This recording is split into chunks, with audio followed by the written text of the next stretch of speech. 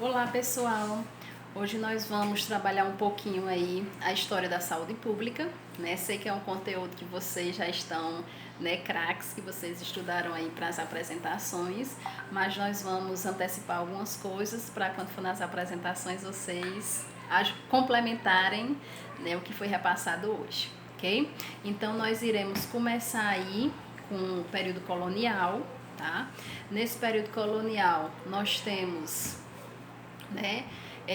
Realmente o Brasil colônia, tá? Então nós entramos aí entre os séculos 16 e 18, tá? Portugal não se preocupou pela melhoria da saúde pública na colônia, tá? Havia raros médicos diplomados, tá? E a assistência à população era prestada por curandeiros práticos, barbeiros, rezadeiros, boticários e jesuítas. Lembrando que, né, não existia a saúde pública, não existia uma saúde para a pobreza, né?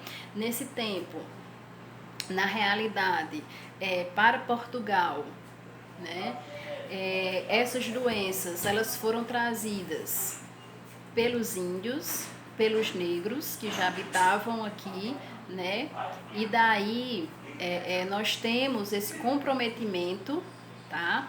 Com relação à saúde dessa população, tá?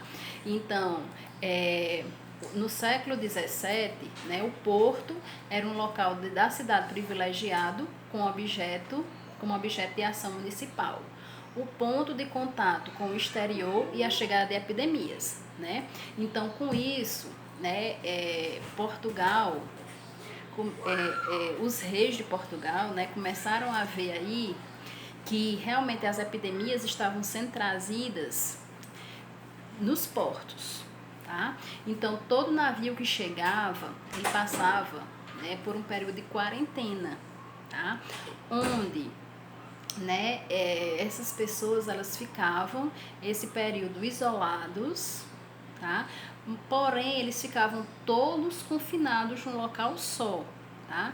Então era uma quarentena que na realidade não tinha muita utilidade, certo? Visto que todos ficavam no mesmo local, não existia um isolamento individual.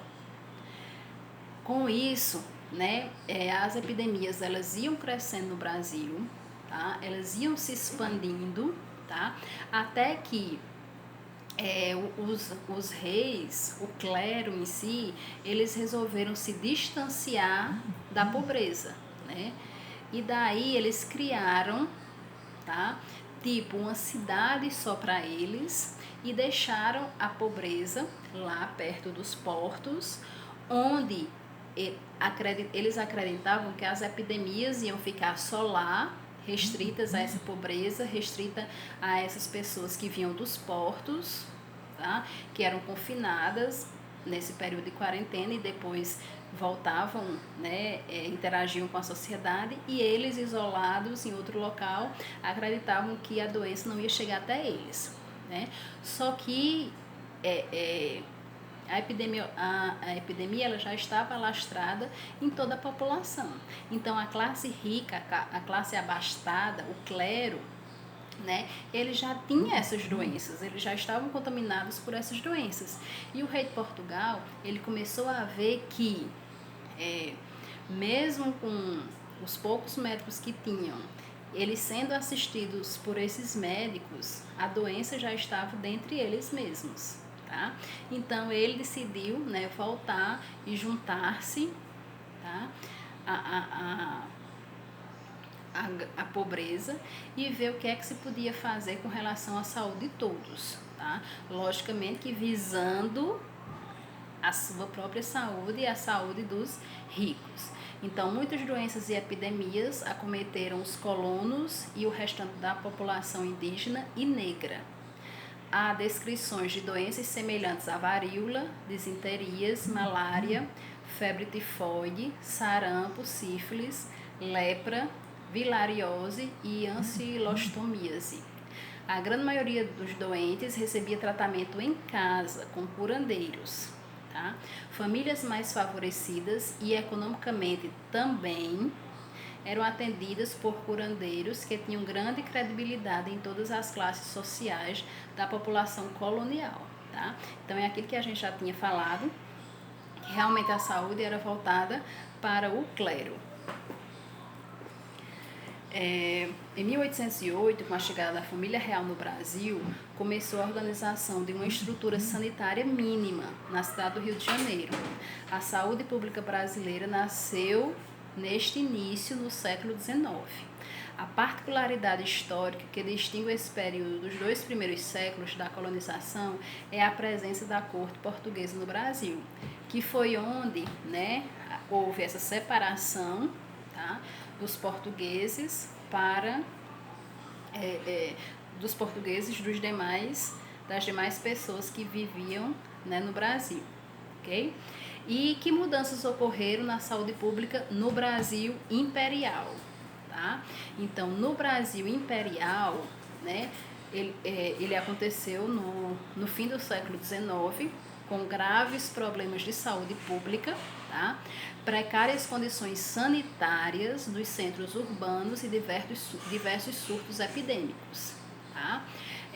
Processo de urbanização e crescimento populacional, que como a gente já tinha falado na aula passada, né, a questão do êxodo rural, quando a população do campo ela veio para a cidade em busca de empregos, achando que na cidade ela tinha melhorias e que na realidade começou o subemprego, a submoradia, né, eles não tinham alimentação, ou seja, tinham uma vida pobre realmente. Tá? E as epidemias se alastraram ainda mais, né? Porque a população crescia, então as epidemias elas também cresciam. A ausência de infraestrutura básica nas cidades, que é a submoradia, onde começaram a construir as casas e morros, né, dentro dos rios, na beira dos rios, a ausência de legislação, fiscalização e conhecimentos adequados em saúde pública. A economia agroexportadora dependia principalmente do comércio externo e muitas companhias de navegação se recusavam a passar pelos portos brasileiros devido às más condições sanitárias nacionais. Tá? Então, a economia com esse êxodo rural ela já não andava, né, muito boa, tá? Devido a esse alastramento de epidemias. Os portos muitas vezes não recebiam comerciantes, tá? E precisou-se aí da participação de um intelectual, realmente de um cientista, para que se começasse a trabalhar uma saúde pública, né? Já que a saúde ela estava bastante prejudicada com relação a toda a classe. Tá? Então apareceu como personagem aí Oswaldo Cruz em 1907.